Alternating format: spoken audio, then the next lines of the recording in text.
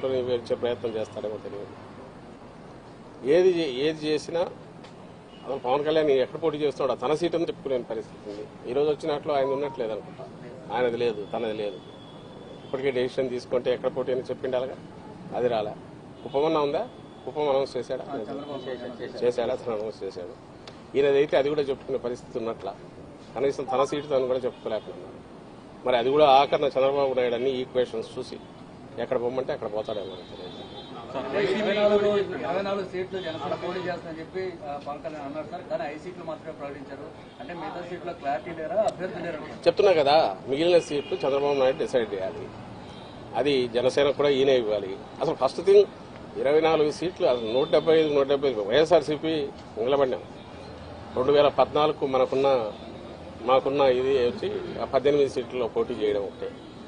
అంతకుముందు పులివెందుల ఇది గెలుచుకోవడం.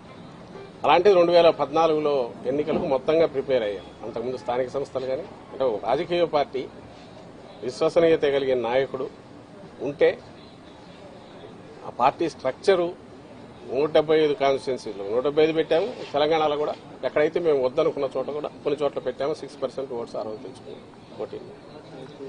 ఇందులో ఒక పార్టీ ఎట్లుండాలి రాజకీయ పార్టీ అనేది జగన్మోహన్ రెడ్డి గారు చూపిస్తే, ఒక అవుట్ఫిట్ ఏదో పెట్టుకుని ఇది రాజకీయ పార్టీ అని చెప్తున్నది ఏదైతే జనసేన అంటున్నారో, ఇంత దరిద్రంగా ఇట్లా కూడా ఉంటారా అనేది చూడాలంటే ఆయన్ని పవన్ కళ్యాణ్ గారిని చూస్తే కనపడుతుంది. అందుకోసమే మీరు గమనిస్తే పార్టీ స్ట్రక్చరు ఏర్పాటు చేసుకోవడానికి కానీ 175 నియోజకవర్గాల్లో ఒక ఇన్ఛార్జిని పెట్టుకునే ప్రయత్నం కానీ, అలాగే పార్టీ తరఫున కింద కమిటీలు వేయడం కానీ ఎందుకు చేయలేదంటే రేపు డిమాండ్ పెరుగుతుంది, చంద్రబాబు నాయుడుకి ఇబ్బంది కలుగుతుందని.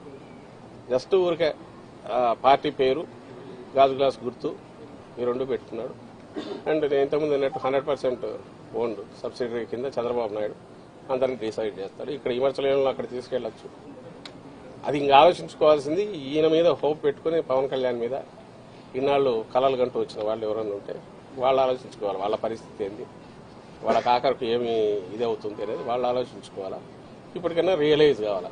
అంటే ఇలాంటి చంద్రబాబు నాయుడుకు లేకపోవడం, 175 స్థానాల్లో ఇన్నాళ్లు అధికారంలో ఉన్న తెలుగుదేశం పార్టీ 175 స్థానాలకు అభ్యర్థులను డిక్లేర్ చేయలేకపోవడం, అందులో ఇంకోరిని తీసుకొచ్చి 24 స్థానాలు వాళ్ళ కనకడం, ఆ 24లో కూడా ఎవరు అనేది చెప్పలేకపోవడం. అంటే ఎంటైర్ థింగ్ ఈజ్ ఫ్లూయిడ్. ఇందులో బీజేపీలో కూడా ఒకవేళ పొత్తు కుదిరితే ఈయన పంపిస్తాడు అనుకుంటా, తన అభ్యర్థులను పంపిస్తాడు. సో మాస్టర్ ప్లానింగ్ ఆయన చేస్తాడు. దాని నుంచి దీని నుంచి అనేది ఆయన. బీజేపీ గురించి చంద్రబాబు మాట్లాడలేదు సార్, కానీ పవన్ కళ్యాణ్ మాత్రం బీజేపీ ఆశీస్సులతో సీట్లు ప్రకటిస్తున్నాం అంటున్నారు. ఏం మాట్లాడాలి? ఆయన పోయి కలిసి వచ్చాడు కదా, కలిసి వచ్చాడు. ఆ తర్వాత ఫీలింగ్స్ వస్తున్నాయి. పవన్ కళ్యాణ్ అన్నదాన్ని వీళ్ళెవరు డినై చేయట్లే. సో బీజేపీతో పొత్తు అర్జెంటుగా పెట్టుకోవాలనే దాంట్లో, అలాగే కాంగ్రెస్ వరకు ఇండైరెక్ట్ ఫైనాన్సింగ్ చేయించైనా వైఎస్ఆర్సీపీ ఓట్లు ఏమైనా చీల్చగలమనేది అది కూడా ఆలోచిస్తున్నాడు. ఓవర్వెల్మింగ్ గా వైఎస్ఆర్ కాంగ్రెస్ పార్టీకి జగన్మోహన్ రెడ్డి గారికి ఉన్న పర్సెంటేజ్ ఆ పాజిటివ్ ఇది అయితే కనుపుతుందో దాంట్లో ఏమాత్రం చిన్నది డెంటిన్ చేయాలన్నా వీలవుతుందేమో అని అన్ని రకాలుగా ఆయన ప్రయత్నం చేస్తున్నారు. ఇందులో పాజిటివ్ అజెండా కానీ, రాష్ట్రానికి ఇది చేయగలను కానీ, లేకపోతే రాష్ట్రానికి 14-19 మధ్య ఇది చేశానని చెప్పుకోగలిగిన ఇది కూడా ఏది లేకపోవడం ఆయన దౌర్భాగ్యం. అలాంటి ఎత్తిపోయిన కేసుకు సబ్సిడరీ కింద పోవడం ఈయన బలహీనత, ఈయన దారిద్ర్యం ఇది కనపడుతుంది దాంట్లో. వైసీపీ సిద్ధం అంటుంది, యుద్ధం చేస్తామని పీకే అన్నారు. మీరు రెడీగా ఉన్నారు? దేని మీద చేస్తారు? 24 మందిని పెట్టి ఆయన పెట్టుకుని 24 మంది కూడా ఎవరు అభ్యర్థులు తెలియకుండా, అది కూడా ఆయన ఇంటికి వెళ్లి చంద్రబాబు ఇంటికి వెళ్లి ఆయన అనౌన్స్ చేసి ఈయన ఎవరి మీద యుద్ధం చేస్తాడు? గాల్లో తిప్పుకోవాల్సిందే, తిప్పడం తప్ప. మేమైతే చెప్తున్నాం, ఎంతమంది వచ్చినా మేమైతే సిద్ధం అంటున్నాం. దేనికి? ఎన్నికలకు రెడీ. నువ్వు ఆయన యుద్ధం అనడానికి నువ్వు 175 కాన్స్టిట్యూన్సీలు నీ మనుషులు ఎవరన్నా ఉన్నారా? లేక 24 కైనా నువ్వేమన్నా అనౌన్స్ చేయగలిగావా? చిలక పలుకులు పలికితే సరిపోతుందా? ఆయన అనుకున్నవి, చంద్రబాబు అనుకున్నవి నేను చిలక పలుకులు పలుకుతున్నాడు తప్ప అంతకుమించి తనకు సొంతం ఏమన్నా ఇది ఉంటాయి కదా. ఆ చిలక పలుకుల ద్వారానే ఇన్నాళ్ళు వాళ్ళు మీడియాలో రాసుకోవడం ద్వారా ఒక నెరేటివ్ ఏదో బిల్డ్ చేసే ప్రయత్నం చేశారు. రాష్ట్రంలో ఏదో ఘోరాలు జరిగిపోతున్నాయి. అయితే ఎందుకు నిలబడవంటే, నేను ఇంతకుముందు అన్నట్టు 87-90% మంది బెనిఫిట్ అయ్యారు ఇక్కడ రాష్ట్రంలో.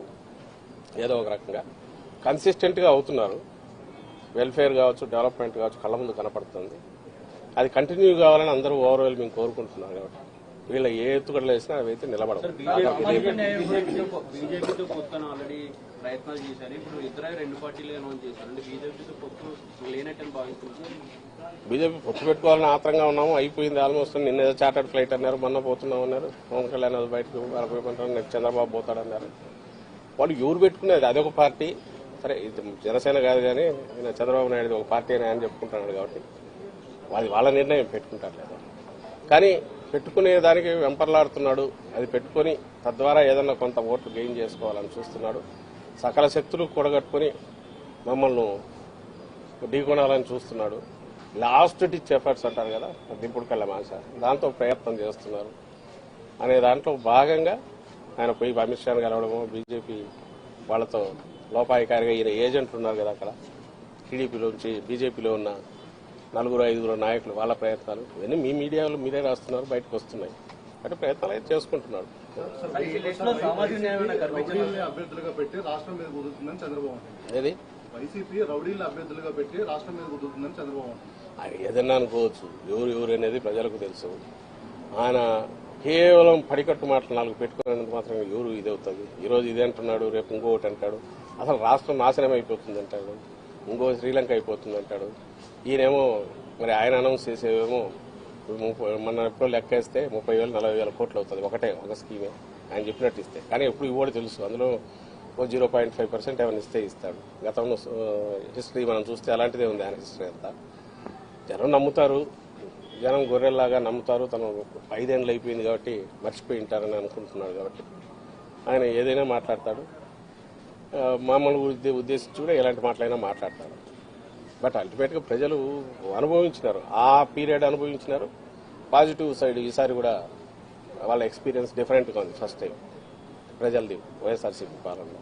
కాబట్టి దే హావ్ ఆల్రెడీ డిసైడెడ్ అని మాకు వస్తున్న దీంట్లో కనపడుతుంది. మా సర్వేలో కానీ మాటలో కానీ ప్రమాణం కనపడుతుంది. We will sweep last time కంటే బెటర్ ఇది ఉంటుంది. 175 టార్గెట్ మాది అట్లే ఉంది. సామాజిక న్యాయం కనిపించిందా? మీ పార్టీ ప్రతిసారి సామాజిక న్యాయం అంటుంది.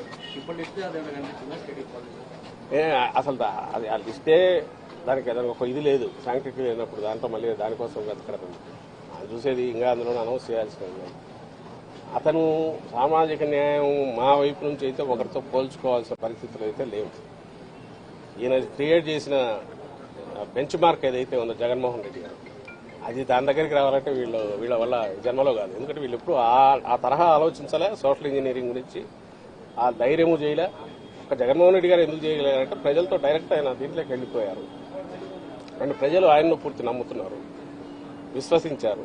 ఇట్లాంటి నాయకుడు మాకు కావాలంటున్నారు కాబట్టి ప్రజల ఆకాంక్షలను అర్థం చేసుకున్నారు కాబట్టి ఆ బ్యాలెన్సింగ్ సోషల్ ఇంజనీరింగ్ అనేది ఆయన సక్సెస్ఫుల్ చేయలేదు. వీళ్ళ చేత ఏమవుతుంది, వీళ్ళు పెట్టుకున్నదంటే నానా చోట్లపడి ఎట్లా అన్ని అతుకులు వేసుకుని ఎట్లా రావాలని వీళ్ళు చూస్తున్నారు. ఆ ప్రయత్నం కూడా చేయలేరు. ఒకవేళ చేసినట్టు లేక అంకెల్లో చూపాలని చూసినా జగన్మోహన్ రెడ్డి గారు చేసింది ఒక పోటీ దగ్గరే కాదు, మొత్తం ఎంటైర్ స్పెక్ట్రంలో చేస్తూ వచ్చారు. జీవితాల్లోనే మార్పు అట్లా తీసుకొచ్చారు. నామినేటెడ్ పోస్టులు కానీ మిగిలినవి కానీ క్యాబినెట్ దగ్గర నుంచి కింది వరకు జెడ్పీలు కానీ లోకల్ బాడీస్ ఇవన్నీ చూసినప్పుడు వీళ్ళెక్కడ తట్టుకుంటారో వీళ్ళెక్కడ పోటీ పడతారు.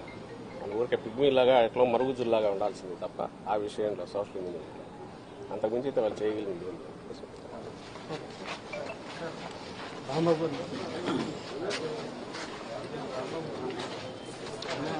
ఉన్నాం